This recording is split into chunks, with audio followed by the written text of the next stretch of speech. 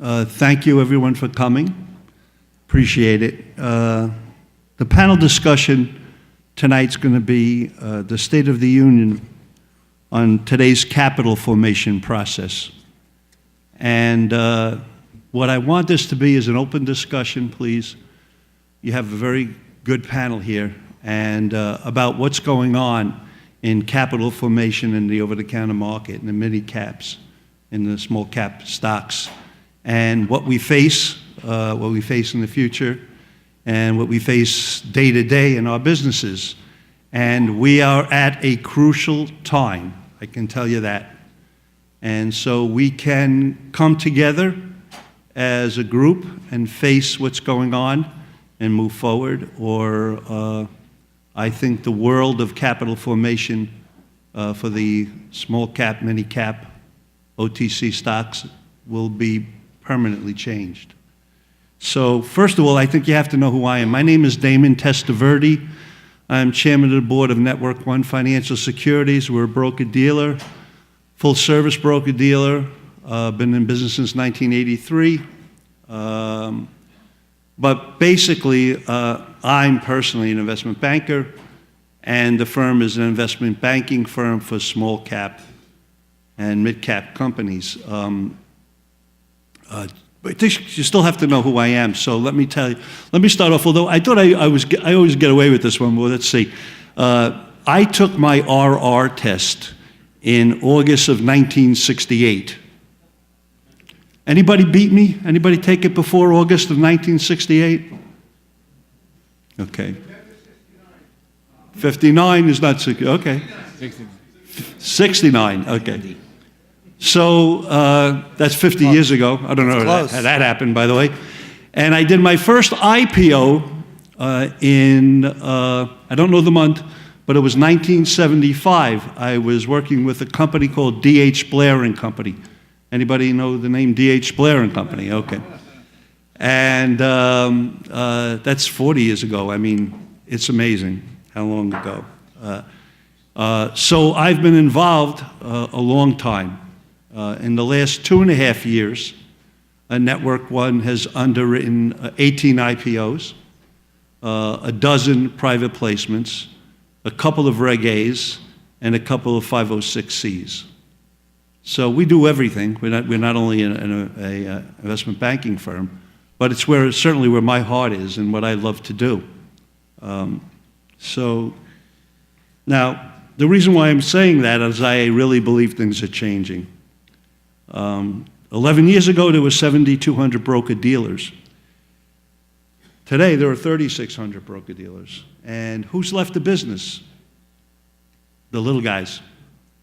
The little guys have left the business.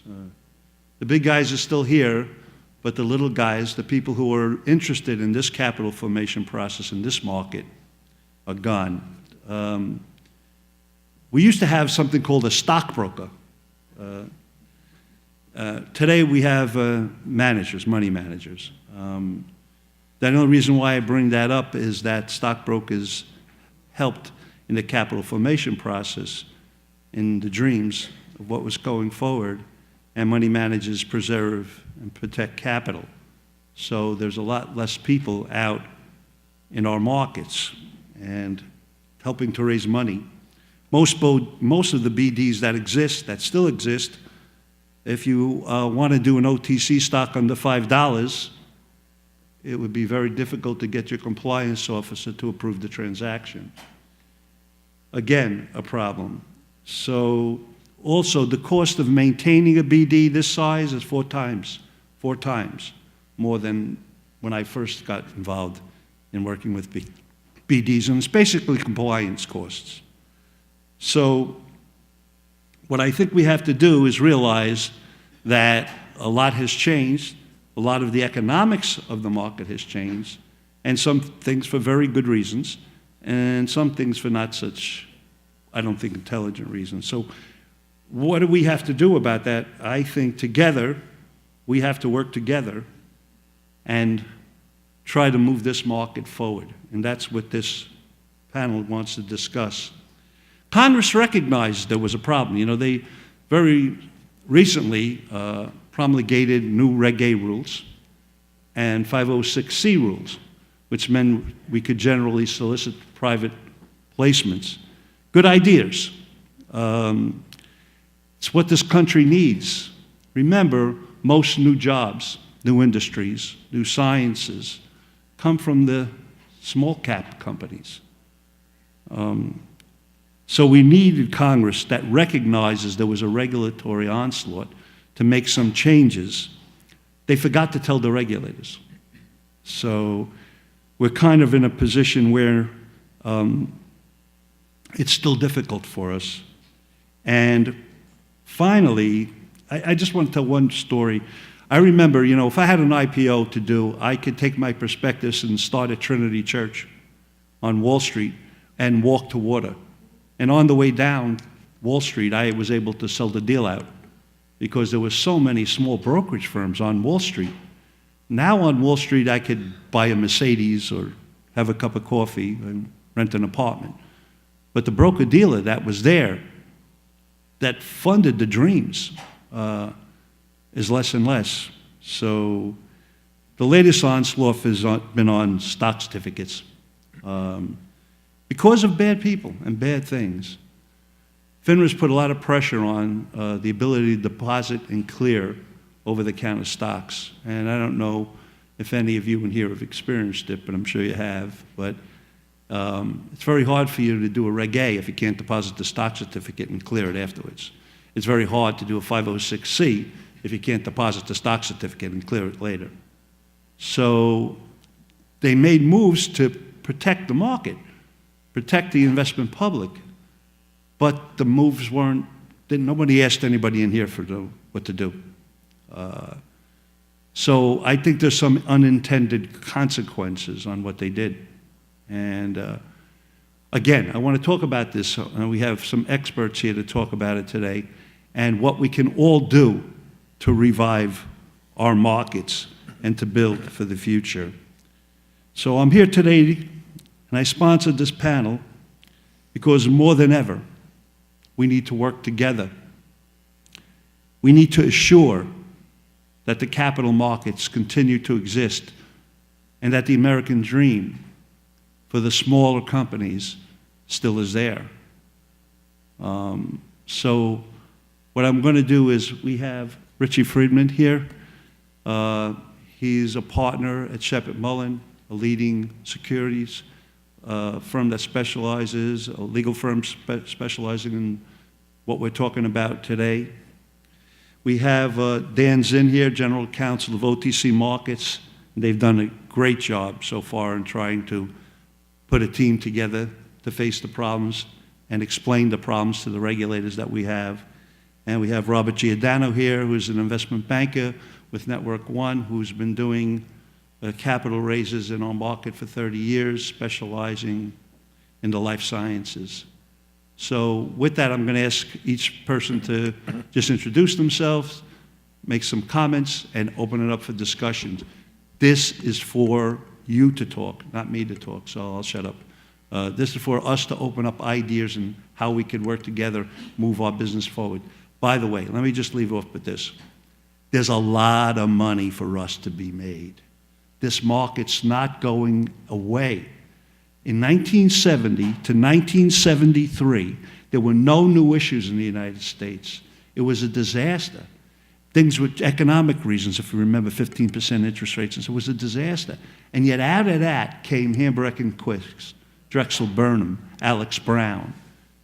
We're there again. There's a big future. We're seeing better companies. We just have to get the system working right. So with that, Richard, would you just say something? Thanks, Damon. Hi, Richard Friedman. Whoa. I'm a partner at Sheppard Mullin.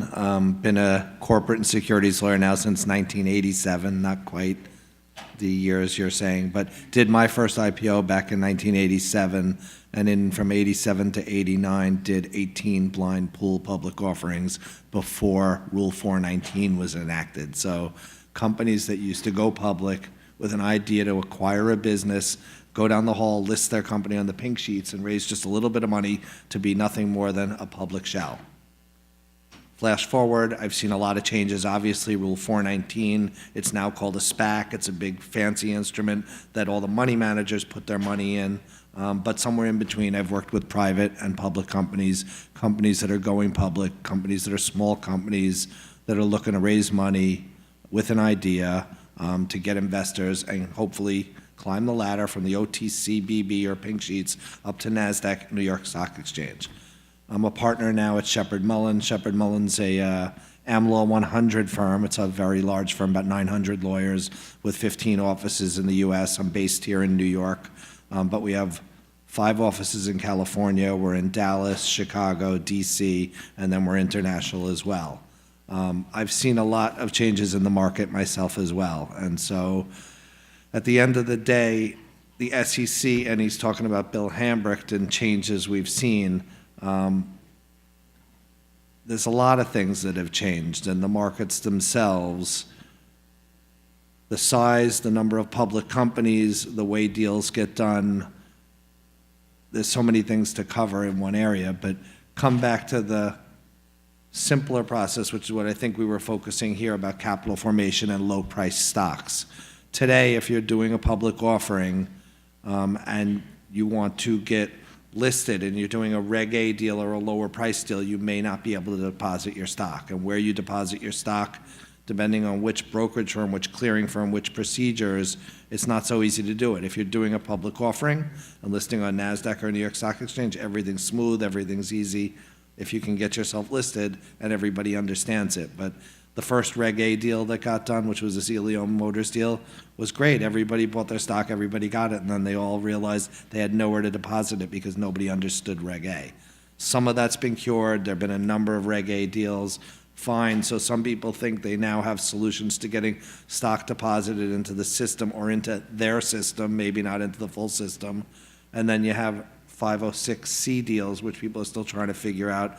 How does that stock, how is that like anything else, and where do you get that deposited? There's a lot of different issues that relate to the different kinds of deals. And so go back a few years to when the Jobs Act was adopted. People thought it was a big panacea, would change everything, make it easier for smaller companies to raise capital again. And it did, because the rate of change and the way things happen these days, people raise money now in a different manner.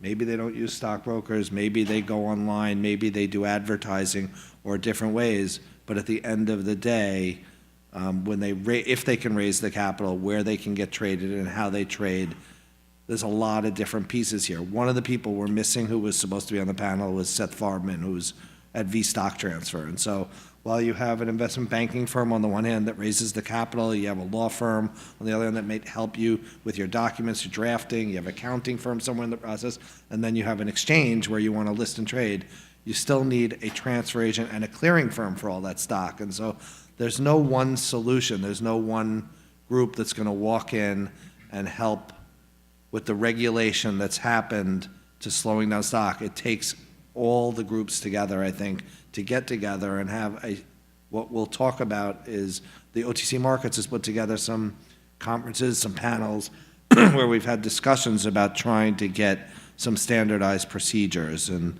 while the regulations may have gone, and when I talk about regulations, I'm a little bit all over the place, but FINRA has put out some guidance that's resulted in broker-dealers and/or clearing firms either being regulated more or being actions against them where they've either stopped or maybe gotten out of the low-price stock business. And that's just because they don't want to be in an area of risk that results in more investigations or more regulation or more oversight. And there's got to be some balance as to how they can have procedures in place that everybody around here can put together that maybe give them the best standards, the best way to do business, so that when the regulators look at it, they don't think everybody's doing bad business, that there's business that can be done by proper issuers with proper standards and proper broker-dealers with proper standards where the stock that's being deposited can be in the system normally. I think I'll let Dan, and then it'll come back more of a discussion. No, that's great. So I'm Dan Zinn, General Counsel of OTC Markets. Thanks to Damon, thanks to NIBA for having me and having this panel. I think both Damon and Richard set up the discussion really well. And just to give some background and context for those who may not be aware, OTC Markets is the company that was, years ago, the pink sheets, the pink paper phone book. And now our subsidiary, OTC Link LLC, is a FINRA member broker-dealer. We operate 2 alternative trading systems registered with the SEC, OTC Link ATS, which is the traditional system that people associate us with. It's a quotation and messaging system for about 90 broker-dealer subscribers. And more recently, OTC Link ECN, which is a matching engine, what you might generally think of as an electronic communications network. So within that framework, we support trading in roughly 10,000 securities, ranging from Roche and Adidas and Heineken and those ADRs, down certainly to penny stocks and everything in between. We've done, over the years, a lot of work to categorize and designate those securities so that people can have a better idea of what they're looking at. So OTCQX is what we call our top market, which is around 415, 416 companies as of now.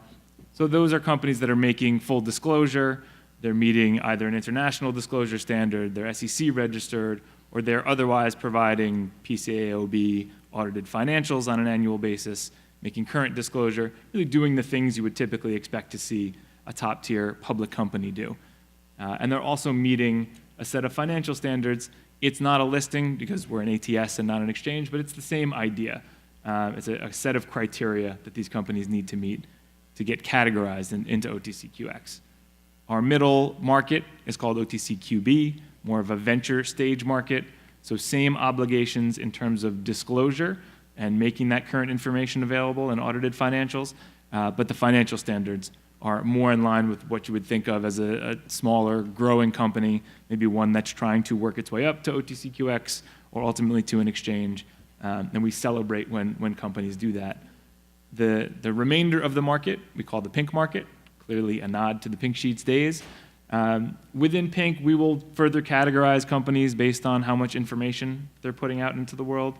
So current information, limited information, or no information. The best kind of reaction I get on any of these panels is when we talk about the skull and crossbones and the caveat to our companies, where there's a public interest concern and not a lot of information out there. So all of these are part of a process of incentivizing disclosure, trying to get more transparency into the market so that the more companies are doing the things you would expect a public company to do, the higher up the chain they are eligible to go. And again, ultimately, if they choose to list on an exchange, we support that as well. That's background on the market generally.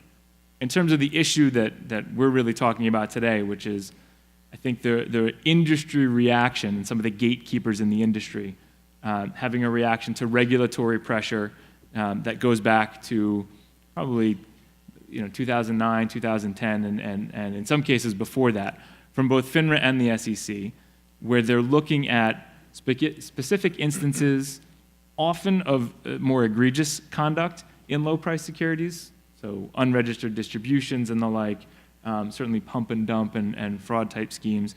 And they have promulgated a set of more or less interpretive rules or actions that we're now starting to see more and more clearing firms and broker-dealers act on by saying, it's not worth doing a nuanced review of the company and seeing if I can tell which companies I should be accepting deposits in and which companies I should be clearing for.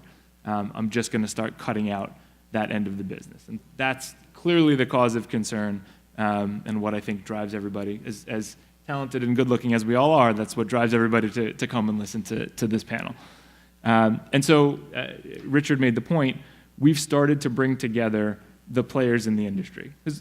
We're a central point, and we recognize that, and I think we can do a lot, clearly in terms of facilitating disclosure and information and communication among all the players.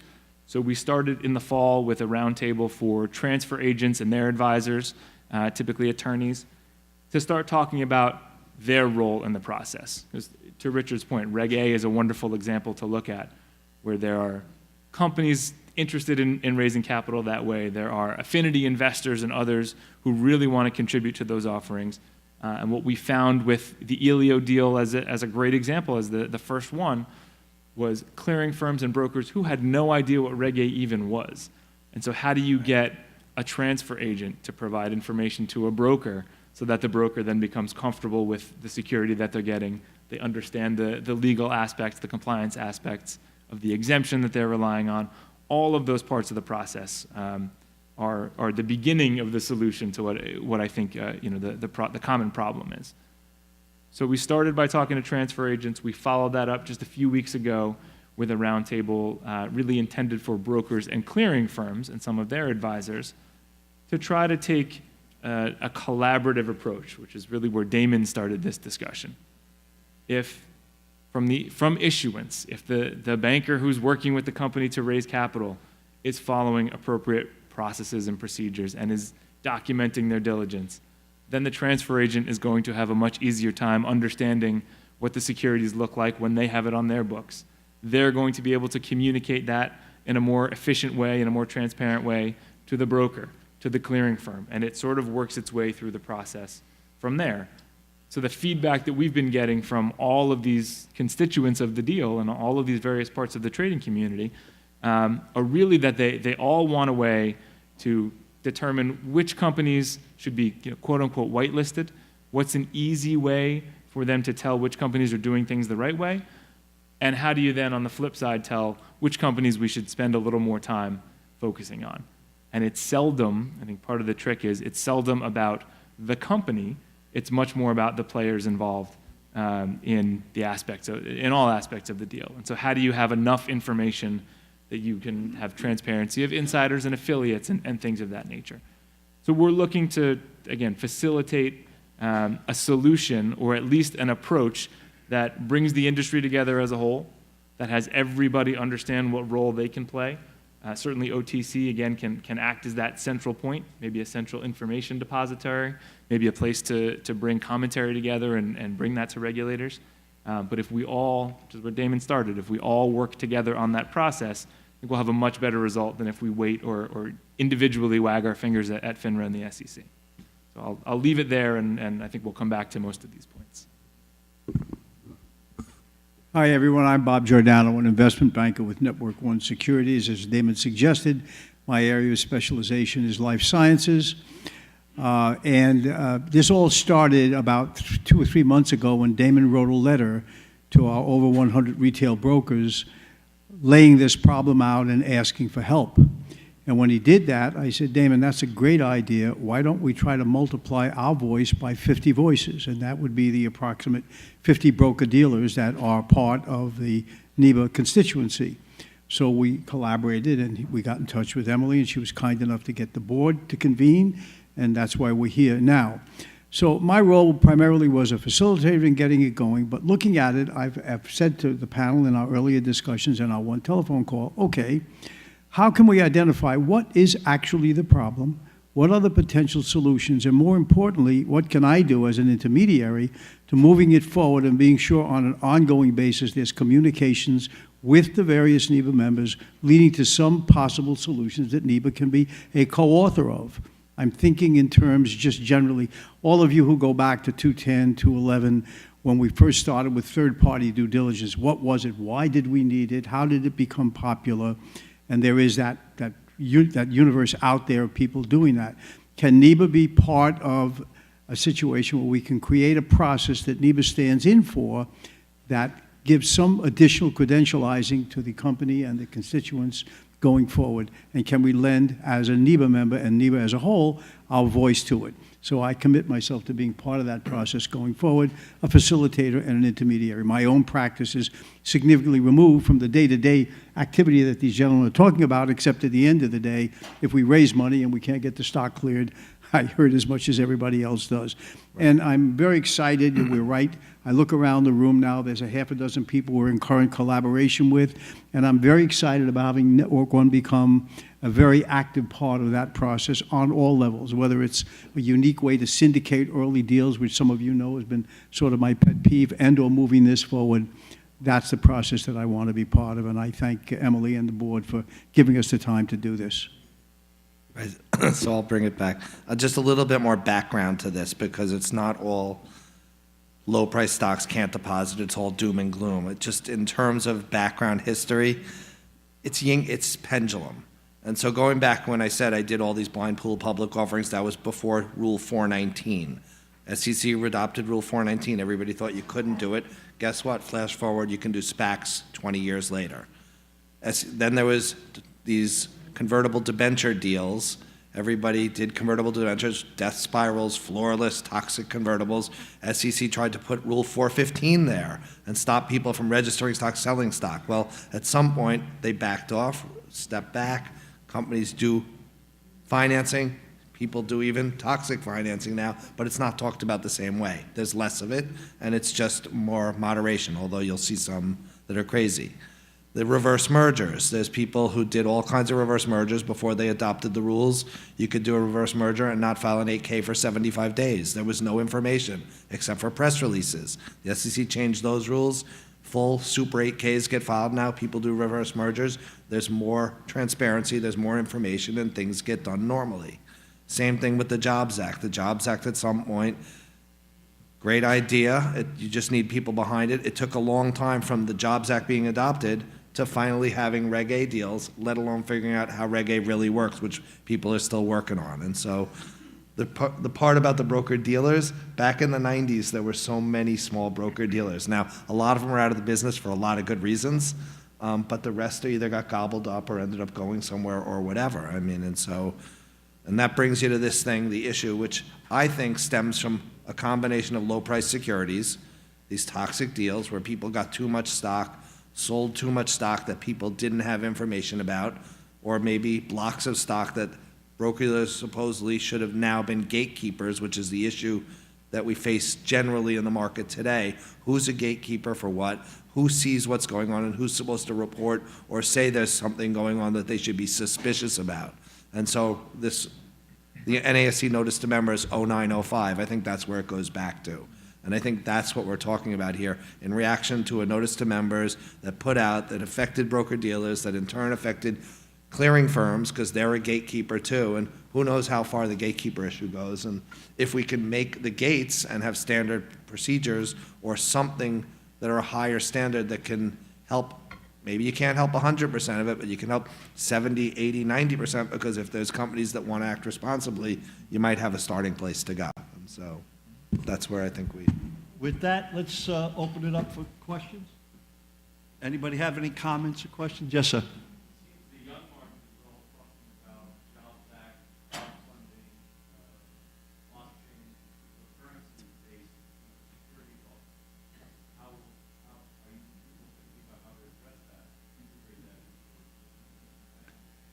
We've tried, blockchain and how it works, and is extremely interesting, and security tokens are extremely interesting, but right now it's so cloudy. Is it a security?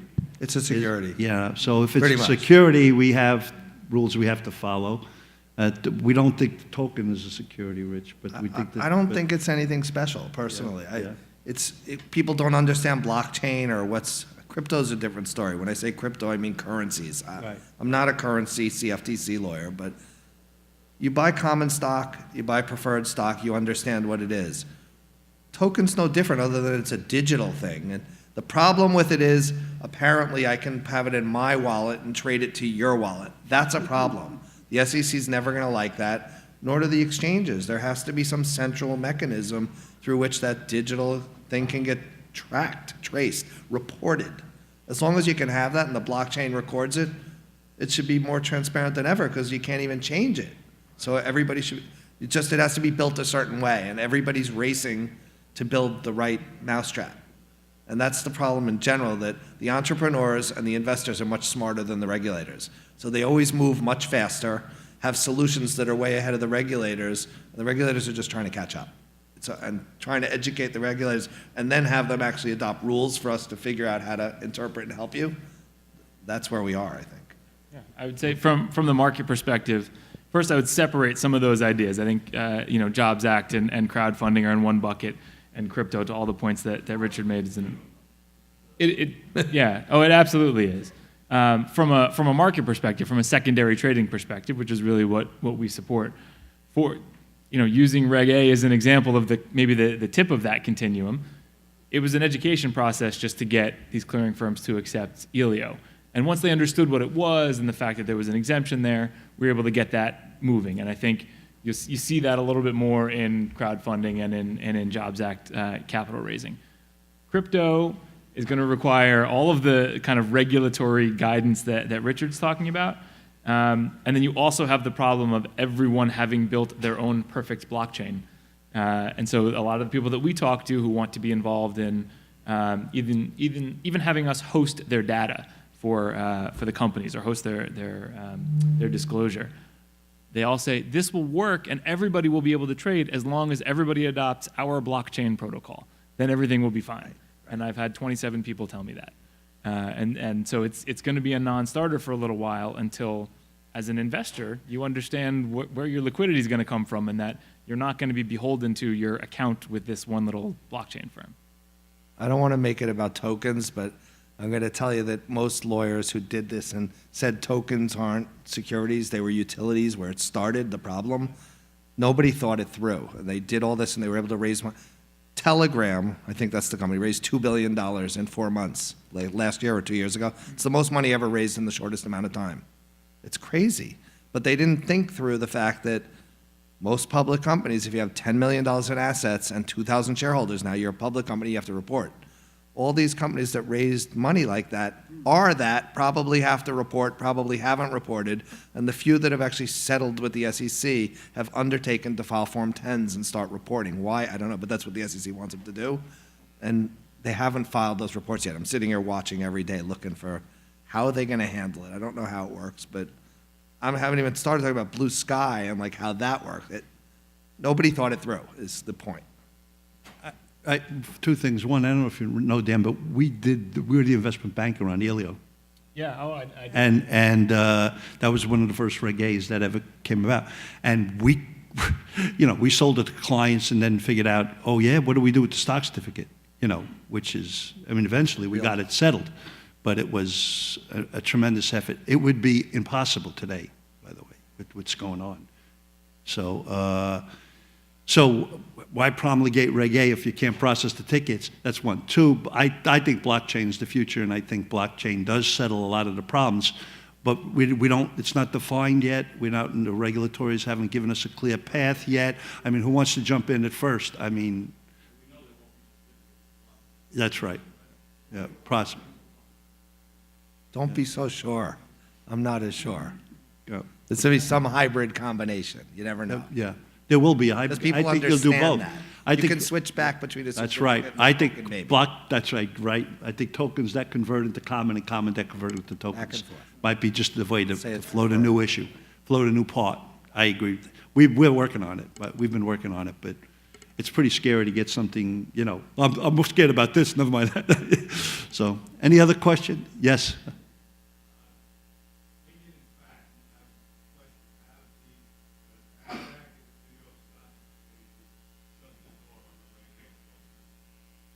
New York Stock Exchange, is my understanding, has shut the door for now. NASDAQ, you got to have the right deal. I've seen some get approved. I don't know right now where they stand today. They do. They do. Absolutely. They do. And they'll tell you if they don't like, it's not going to tell you they don't evaluate. They just may say, we don't like it as a Reg A, come back as an S1 and we'll feel more comfortable. I think that's where you end up. Reg A pluses are so close to S1s, right, Richard? They're so close The to disclosures S1s. generally this way. Doesn't So have I to don't be, but most understand. people do it. To me, again, the regulators just put a crunch on our business, and they decided, the legislative branch and the executive branch decided the solution was Reg A to the problem that they created, which is there's nobody around to do these deals. That's And I don't believe that was a solution. I think there was nothing wrong with the S1 rules. Right. I think that, look, it's right. It's self-serving, right, for me to say that, but yes, that's the idea. So it's easy for us to roll in the Reg A disclosure, the ongoing requirements, or allow a company to go SEC full reporting and then maybe season before going on NASDAQ or New York if that's the path that they want to take. That's the way this should work. So going through the ILEO process and a few others, once everyone along the chain understood, okay, this is where Reg A is supposed to play, it became a little bit easier to see deposits. The ones that went to an exchange, just as companies, just as issuers, typically struggled in part because they weren't ready to be exchange listed. It was a more expedient way to raise capital, but if you have a little time to season OTC, you're likely to have a better experience when you do go full exchange. So Reg A, in terms of listing, there's no over-allotment, there haven't been a firm commitment deal. There could be, just nobody's done them that way. So it doesn't lend itself to aftermarket or support or trading, which is why NASDAQ and New York actually don't like it, because the stocks haven't performed as well. Plus, the valuations might have been a little higher. Easier to sell a deal to retail people at a higher valuation than to an institution who's going to say no way. Reg A is a natural for the OTC markets. And there's a panel next door talking about Reg A right now.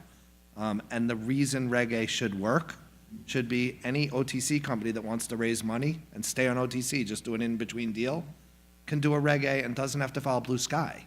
Like, nobody can do that on an S1. If you file an S1, you have to go file state by state. There's less than 10 states you actually can file in, and then the rest is accredited investors. Yet Reg A, you get a 50-state exemption.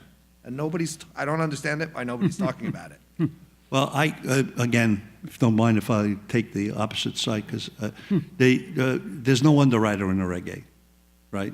And a lot of them, there's no underwriter. So they price it the way the company wants to price it. So, something well priced is half sold. So if you price something 4 times what it's worth, that's kind of a way stocks go down, Second thing, if there's no underwriter to support the opening market for these things, which there isn't on a Reg A, what a surprise that they've been going down in price. I mean, the system, has to be refined. It has to have, somebody has to be on the other side protecting the public, saying, is it well priced? What are we going to do in the aftermarket? What's the future of this company? I mean, that helps all of us. That helps the companies.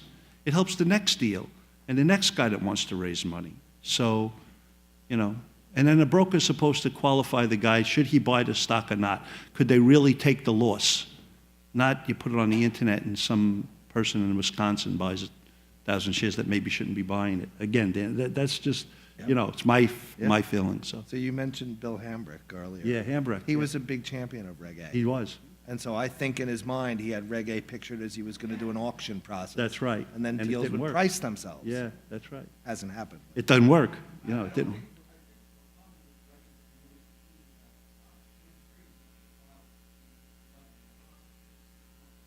That's a big problem. Yeah.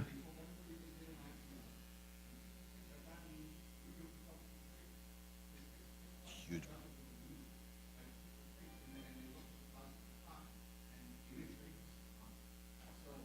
It's a big problem.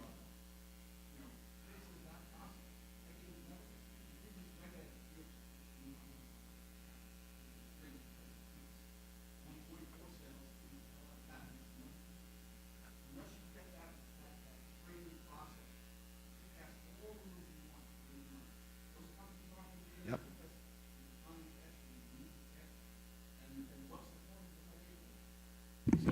That's a great question. No, this is good. I agree with you. I think it's a great question and a great point. This is a place, so when we talk about kind of the issue more generally that we're focusing on, I think it's a full industry solution. There's a lot of moving parts to that.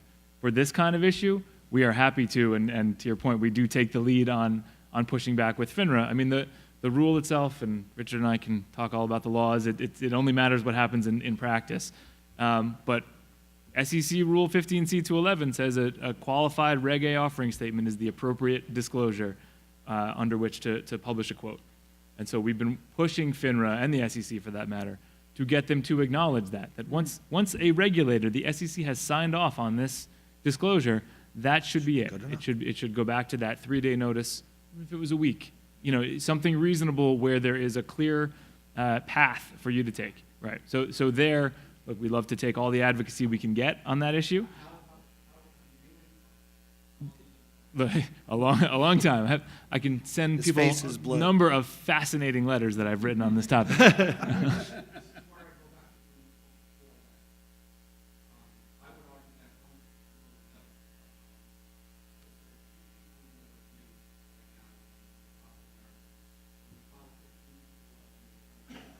Right.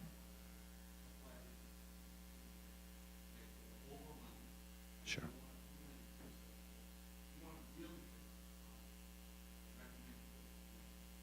Yeah.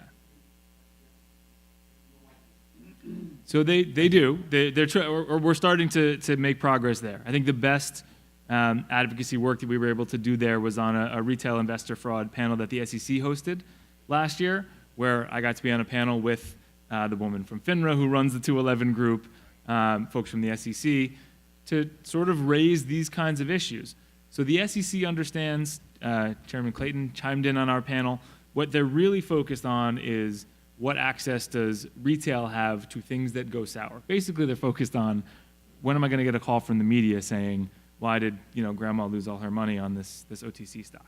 And the way that they, to what I understand, the way that they think about addressing that is by creating some barrier between retail and whatever the type of security is that they're concerned about.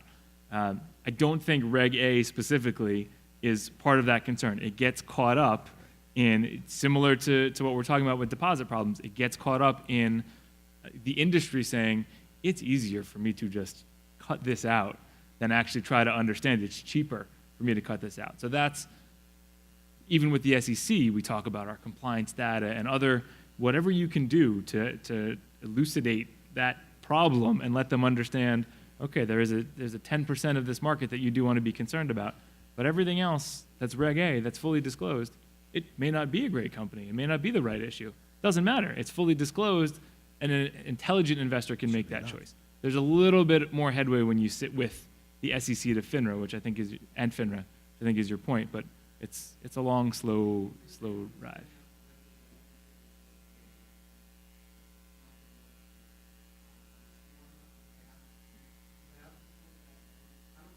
So one of the problems with the SEC Which and- group? and, Yeah. and a lot, exactly, that's exactly the issue. He said, which group? The SEC understands. If you ask, even within the SEC, if you ask the Corp Fin folks who were the ones who really drafted Reg A and really put that into place, they see it, they understand what it would take for that to work.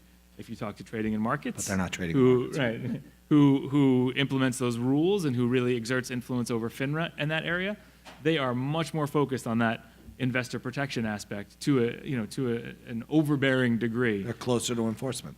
Right, they're closer to enforcement, and the push and pull between them, advocating amongst groups within the SEC, I think gets really. Corp Fin gets it. I think they Yeah. do. And so I don't think it's just Reg A, though. I mean, if you filed an S1 for an OTC deal, you have the same problem. It was the fix. It's.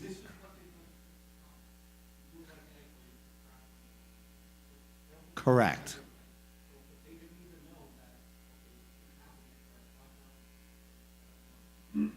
Never thought, yeah.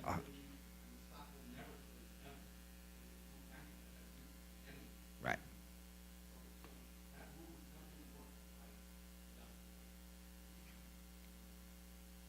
Yeah, I think that's right. Good, Look, I think there's- you're right.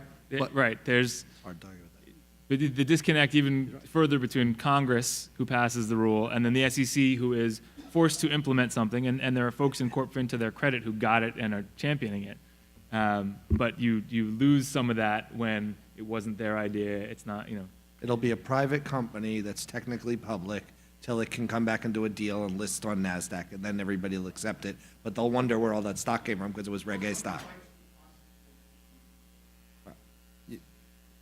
Yeah, it's, On a corollary issue, for those issuers, potential issuers that may be here contemplating doing a Reg A without a broker-dealer, I think we will see in the not-too-distant future the impact of being a company, an issuer being exposed to endless individual litigations in small claims court and otherwise, as opposed to a broker-dealer-sponsored transaction where the average investor has opened an account with a broker-dealer and submitted himself to arbitration. there's a potential for a great, big, tremendous difference, which I think will come home to roost over a period of time as these innocent people investing little bits of money in direct issuers come after the could I- companies individually, which they can't do I want to move it a little bit away from Reg A. Yeah. Okay? Because was a solution that they came up with for a problem that started before I said, let's have this presentation. The capital formation process has worked for as long as I've been involved, is broken. Not Reg A, S1. Raising money for the guy, Kodak was a pink sheet stock. Microsoft was a pink sheet stock. There were pink sheet stocks when I got involved, okay? Polaroid was a pink sheet stock, right? Some of the biggest So, companies were and reversed. Time what? Warner's a reverse merger, I mean. Well, I mean, what happened to, we've just, that market is being thrown out. Did they throw the baby out with the bathwater? Let's bring it back. We can do it together if we all work together. Now, is this, and I know look, 80% of what I do is on NASDAQ or the New York Stock Exchange. So, but I recognize that it's that's just the first picking at it. We got to, those dreams that people started are something worth defending, not only as a group, not only for our own pockets, but for our country. I really firmly believe that. So have you guys, has everybody here been experiencing the problems that we're talking about in doing their underwritings or anything? No? Yes? Yes? Okay. So what I'm Or a asking... NASDAQ company that gets delisted and now is a... Yeah, NASDAQ company It's a gets penny stock. delisted. So what does he do? He goes out of business, the guy? So, and it could be fully reporting companies, completely transparent. And as the OTC guys will point out, and you'll see it, there's NASDAQ companies that have many of these issues as well. That's right. There's a NASDAQ company, I just saw the filing recently, that did, I don't know, a series of, I'll underestimate, 10-plus convertible debenture financings, failed to disclose them all until they disclosed them a year and a half later, all on one filing. And so even that happened. So NASDAQ. So what I'm going to ask, we're just about out of time. Any more questions before we go? What I would, yes, sir.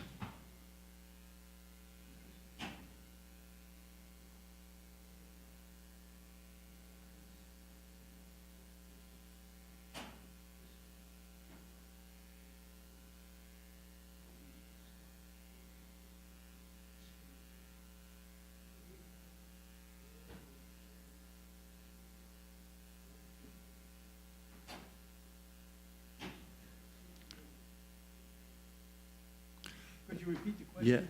Yeah, I didn't hear it. Did you hear it? I only heard. They don't necessarily get listed on NASDAQ. No. That's what you're asking. You got to qualify. They have to all from qualify the beginning. initial listing standards. And